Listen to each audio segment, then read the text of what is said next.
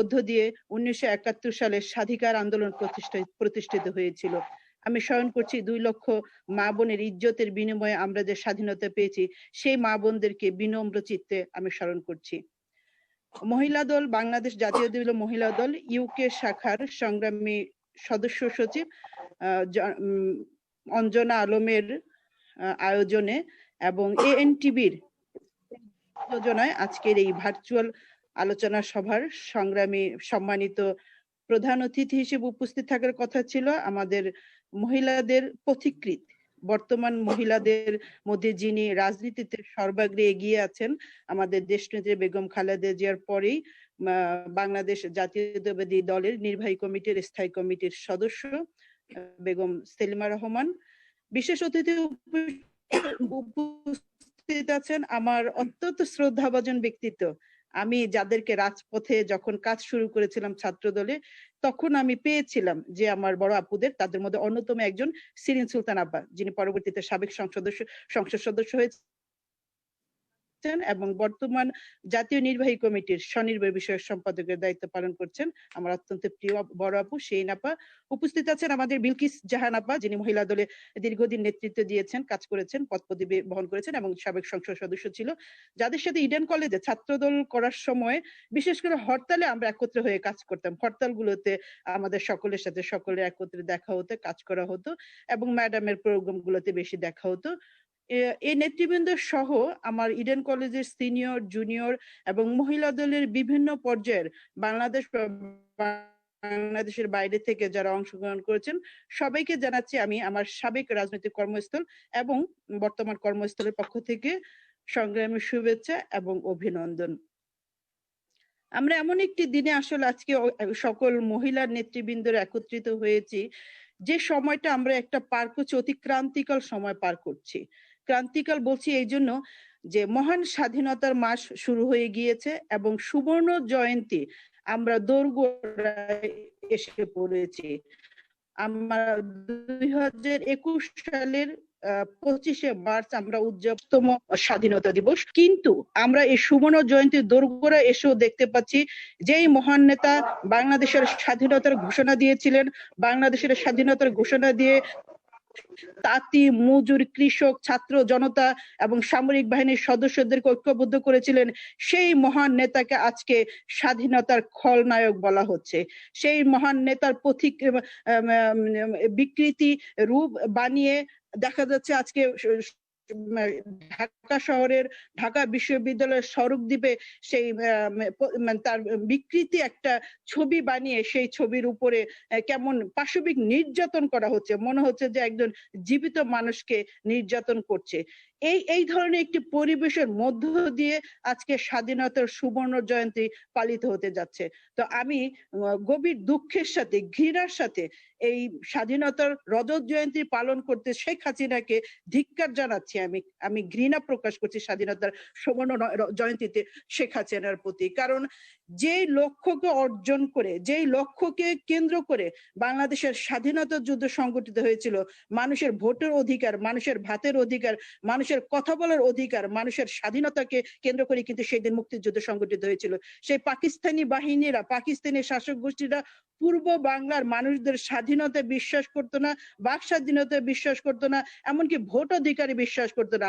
ভোটদানের মাধ্যমে বাংলাদেশ, পূর্ব পাকিস্তানের নেতৃবৃন্দরা যখন বিজয় অর্জন করেছিল, তাদেরকে সে প্রধানমন্ত্রীর পদটা দেওয়া হয়নি এবং সবকিছুকে কেন্দ্র করে সেদিন বাংলাদেশের আপামর জনসাধারণ যুদ্ধে ঝাঁপিয়ে পড়েছিল। আমার নেতা বিপির প্রতিষ্ঠাতা শহীদ রাষ্ট্রপতি জিয়াউর রহমান সেদিন নিজ স্কন্ধে স্বইচ্ছায় দায়িত্ব তুলে নিয়ে তিনি মহান স্বাধীনতার ঘোষণা দিয়ে সবাইকে উজ্জীবিত করেছিলেন।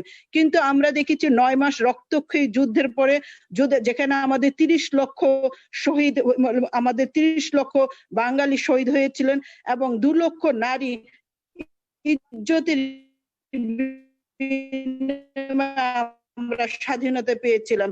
সেই স্বাধীনতা তৎকালীন আওয়ামী লীগের যে নেতা ছিলেন শেখ মুজিবুর রহমান, যিনি যুদ্ধে পরাজয় বরণ করে তিনি কারাবরণ করেছিলেন, তিনি পাকিস্তানের পাসপোর্ট হাতে নিয়ে বাংলাদেশে ফিরে এসে বাংলাদেশের শাসনভার একরকম দখল করে নেন। কিন্তু দখল করে দেখা গেল যে এই শাসক গোষ্ঠী যে লক্ষ্যকে কেন্দ্র করে বাংলাদেশের মুক্তি সংগ্রাম হয়েছিল, স্বাধীনতা সংগ্রাম হয়েছিল, সেই লক্ষ্যকে ভুলুণ্ঠিত করে একদলীয় শাসন ব্যবস্থা বাংলাদেশে কায়েম করেছিল। বাংলাদেশে তারা লুটের রাজ্য পরিণত করেছিল। একটা বাংলাদেশে তারা লাল বাহিনী, রক্ষী বাহিনী গঠন করেছিল এবং সেই লাল বাহিনী, রক্ষী বাহিনীর মাধ্যমে বাংলাদেশের সাধারণ মানুষদেরকে, মুক্তিযোদ্ধাদেরকে তারা হত্যা করেছিল। সেই ইতিহাস থেকে আমরা এই ঘটনা সকলেই জানি। তখন বাংলাদেশের নারীদের উপরে যিনি, সে শেখ মুজিবুরের ছেলেরা বাংলাদেশের মেয়েদেরকে, বিশেষ করে বিশ্ববিদ্যালয়ের হল থেকে, ইডেন কলেজের হোস্টেল থেকে মেয়েদেরকে রাতের অন্ধকারে উঠিয়ে নিয়ে যেত ধর্ষণ শেষে তাদেরকে হত্যা করা হতো। পরবর্তীতে আমরা দেখেছিলাম যে এই বাংলাদেশের মানুষ এই শেখ মুজিবুর রহমানের নির্যাতন, অত্যাচার অতিষ্ঠ হয়েই এবং বাংলাদেশের মানুষের আশা এবং চাওয়া পাওয়ার ভিত্তিতে সামরিক বাহিনীর একদল সদস্যরা সপরিবারে তাকে নিহত করে বাংলাদেশকে মুক্ত করেছিল দ্বিতীয়বারের মতো। কিন্তু আমরা এই বাংলাদেশকে দ্বিতীয়বারের মতো মুক্ত করার পর ঘটনার পরিক্রমায় আমাদের বিএনপির প্রতিষ্ঠাতা, যিনি প্রতিষ্ঠা করেছিলেন, তিনি তখন বিএনপি প্রতিষ্ঠাতা করেন নাই, তিনি তখন একজন সামরিক বাহিনীর সদস্য হিসেবে বাংলাদেশের শাসনভার গ্রহণ করেন। আমি শুরুতেই একটি কথা বলতে চাই যে আমাদের এই শাসনভার গ্রহণ করার পরে দেশের প্রয়োজনে তিনি একটি রাজনৈতিক দল প্রতিষ্ঠা করেছিলেন এবং সেই প্রতিষ্ঠিত দলটির নাম হচ্ছে বাংলাদেশ জাতীয়তাবাদী দল। আমার একটি বোন এখানে একটু আগে কথা বলে গিয়েছেন, খুবই ছোট বোন, ইউকে থেকে, নীলুফার ইয়াসমিন সম্ভবত নাম যার। ওই বোনটা কথা বলার সময় বলছিল যে আমরা বাঙালি জাতি। আমি একটু সংশোধন করার জন্য এই কথাটা বলতে চাই, আমরা বাঙালি জাতি না। আমাদের জাতীয়তাবাদের পরিচয় দিয়ে গেছেন আমাদের দেশ, আমাদের বহুদলীয় গণতন্ত্রের প্রতিষ্ঠাতা, বহুদলীয় গণতন্ত্রের প্রবর্তক, আমাদের দলের প্রতিষ্ঠাতা শহীদ রাষ্ট্রপতি জিয়াউর রহমান। কারণ আমরা পূর্ব পাকিস্তানেও বা পশ্চিম পাকিস্তানেও বাঙালি আছে, যারা বাংলার কথা বলে তাদেরকে কিন্তু বাঙালি বলা হয়। আর বাংলাদেশ একটি স্বাধীন দেশ। এই দেশে বাঙালি জাতি যদি আমরা বলি শুধু, তাহলে বাংলা ভাষায় যারা কথা বলে তাদেরকে বোঝা যায়। কিন্তু আমাদের দেশে চাকমা আছে, আমাদের দেশে মুরং আছে, আমাদের দেশে মারমা আছে, আমাদের দেশে উপজাতীয়রা আছে।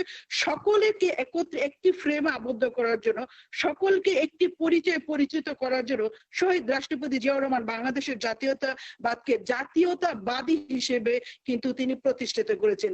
যেই পরিচয় নিয়ে আজ আমরা বাংলাদেশ এবং বাংলাদেশের বাহিরে আমাদের পাসপোর্টে কিন্তু লেখা থেকে জাতীয়তাবাদ বাংলাদেশি, নট বাঙালি।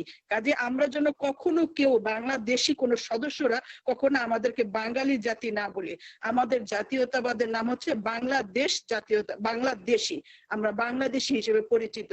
সেই ছোট বোনটার কথা প্রসঙ্গে বললাম।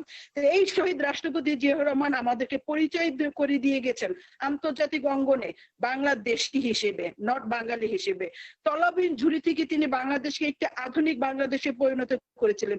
তিনি বিদেশে মানুষকে কর্মসংস্থানের ব্যবস্থা করেছিলেন। মধ্যপ্রাচ্যের রাষ্ট্রপ্রধানরা যখন আর্থিকভাবে সহযোগিতা দান করতে চেয়েছিল বাংলাদেশকে, তখন আমার নেতা আত্মসম্ভ্রম বোধ যে নেতার আছে, নিজেদের অস্তিত্বকে টিকিয়ে রাখার লক্ষ্যে, সেদিন নিজেদের সম্মানকে টিকিয়ে রাখার জন্য সেদিন তিনি মিডল ইস্টে সেই নেতাদেরকে বলেছিলেন, আমরা ভিক্ষা করতে আসিনি, আমরা ভিক্ষুক না, আমরা তোমাদের দেশের টাকা চাই না। আমার দেশে অনেক যুবক রয়েছে, আমাদের দেশে অনেক শিক্ষিত নারী পুরুষ রয়েছে, তোমার দেশে কাজ করার যোগ্য অনেক পথ রয়েছে, তোমরা তাদেরকে কাজ দাও। আমার দেশের নারী পুরুষরা কাজ করে টাকা উপার্জন করবে এবং সেই টাকা আমার দেশ উন্নত হবে। এমনি ভাবে তিনি নিজেদেরকে আত্মমর্যাদাশীল জাতি হিসেবে প্রতিষ্ঠিত করেছিলেন। কিন্তু আমরা দেখেছিলাম একদল দুষ্কৃতিকারী সৈন্যদের দ্বারা, এবং এই যে খুনি শেখ হাসিনা ওয়াজেদ, আজকের এই খুনি শেখ হাসিনা ওয়াজেদকে দেশে প্রবেশ করার অনুমতি আমাদের নেতা জিয়াউর রহমান দিয়েছিলেন, রাজনীতি করার সুযোগ করে দিয়েছিলেন। কারণ তার বাবা বাংলাদেশে একনায়কতন্ত্র প্রতিষ্ঠা করে গিয়েছিল, বাকশাল প্রতিষ্ঠাতে করে গিয়েছিল, সেখানে কোনো গণতান্ত্রিক দল ছিল না, অন্য কোনো দল রাজনীতি করার কোনো সুযোগ ছিল না, সে সবকিছু বন্ধ করে দিয়েছিল। শুধুমাত্র একটি দলকে প্রতিষ্ঠিত করেছিল, একটি দলের রাজনীতি করার নিবন্ধন তিনি দিয়ে গিয়েছিলেন। সকল সংবাদপত্র তিনি বন্ধ করে দিয়েছিলেন, কেবলমাত্র 4টি সংবাদপত্র খোলা রেখেছিলেন, তাও নিজেদের দলীয়করণের সংবাদপত্রগুলি রেখেছিলেন নিজেদের গুণগান করার জন্য। সেই পরিবেশ থেকে আমার নেতা শহীদ রাষ্ট্রপতি জিয়াউর রহমান এই শেখ হাসিনাকে পুনরায় আওয়ামী লীগ গঠন করার অনুমতি দিলেন এবং রাজনীতি করার সুযোগ করে দিলেন। কিন্তু আমরা দেখলাম এই বিশ্ব বেহায়ায় নিমুখারাম এই বেঈমান বাংলাদেশে প্রবেশ করার 11 দিনের মাথায় আমার নেতা শহীদ রাষ্ট্রপতি জিয়াউর রহমান শাহাদাত বরণ করতে বাধ্য হলেন, তাকে তাকে মেরে ফেলা হলো, হত্যা করা হলো। তো এরপরে বাংলাদেশের শাসন ক্ষমতা গ্রহণ করলো হোসেন মোহাম্মদ এরশাদ শাসন ক্ষমতা গ্রহণ করে কিন্তু সেই বহুদলীয় গণতন্ত্র প্রথা বন্ধ করে দিল, বাংলাদেশের আপামর জনসাধারণের রাজনীতিকে বন্ধ করে দিল, সেও সে একনায়কতন্ত্র প্রতিষ্ঠা শুরু করলো। স্বৈরাচারী মনোভাব নিয়ে রাষ্ট্র পরিচালনা শুরু করলো। সেই দিন আজকে আমাদের যে দেশনেত্রী বেগম খালেদা, যে আপোষহীন দেশনেত্রী বেগম খালেদা, যে বিএনপির চেয়ারপারসন, তিনি কিন্তু রাজনীতি করতেন না, কিন্তু সময়ের প্রয়োজনে, দেশের প্রয়োজনে তিনি বিএনপি রাজনীতিতে সম্পৃক্ত হলেন দলের নেতৃবৃন্দদের আহ্বানে। একটি গৃহবধূ থেকে একজন শিশু সন্তানের মা হিসেবে তিনি সেদিন রাজনীতিতে অংশগ্রহণ করেছিলেন এবং নিজ বিচক্ষণতার দ্বারা, বুদ্ধিমত্তার দ্বারা বাংলাদেশের আপামর জনসাধারণকে সাথে নিয়ে তিনি 9 বছর সংগ্রাম করে, দ্বিতীয়বার যুদ্ধ করে তিনি স্বৈরাচার এরশাদ সরকারের পতন ঘটিয়েছিলেন। এবং এই স্বৈরাচার এরশাদ সরকারের পতন ঘটানোর জন্য তিনি বাংলাদেশের সকল রাজনৈতিক নেতৃবৃন্দদেরকে ডাক দিয়েছিলেন, একত্রিত করেছিলেন। সেখানে কিন্তু আমাদের দেশনেত্রীর ডাকে অনেকেই সাড়া দিয়েছিল। বর্তমানে যে আওয়ামী লীগের প্রধান শেখ হাসিনা ওয়াজেদ, এই শেখ হাসিনা ওয়াজেদের সাড়া দিয়ে সেই দিন একত্রতা ঘোষণা করেছিল।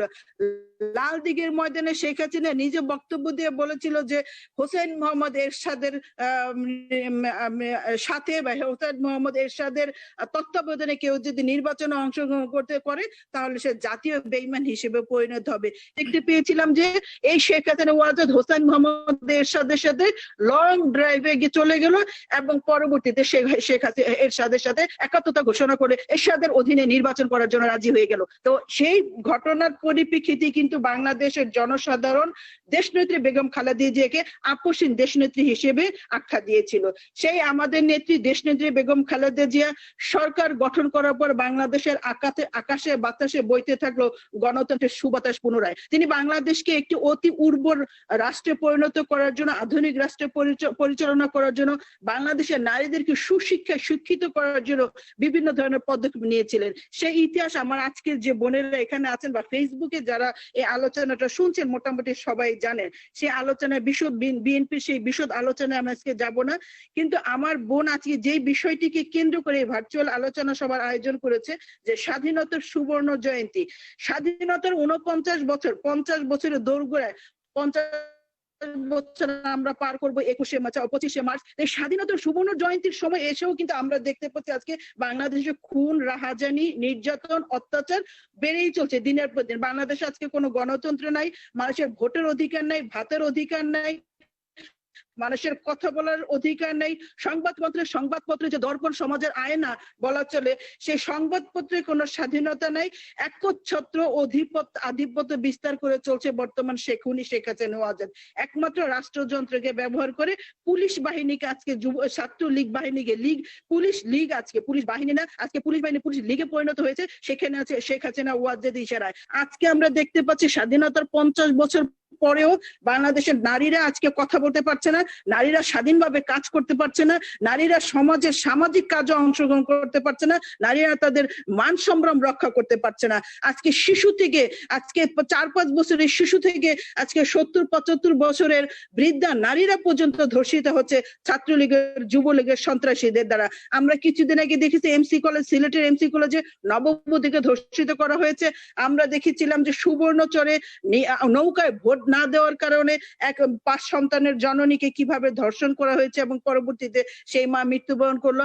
আমরা কিছুদিন আগে দেখলাম নোয়াখালীতে নারীকে বিবস্ত্র করে নির্যাতন করা হচ্ছে, সেই ভিডিও চিত্র ধারণ সামাজিক যোগাযোগ মাধ্যমে ছড়িয়ে দেওয়া হচ্ছে।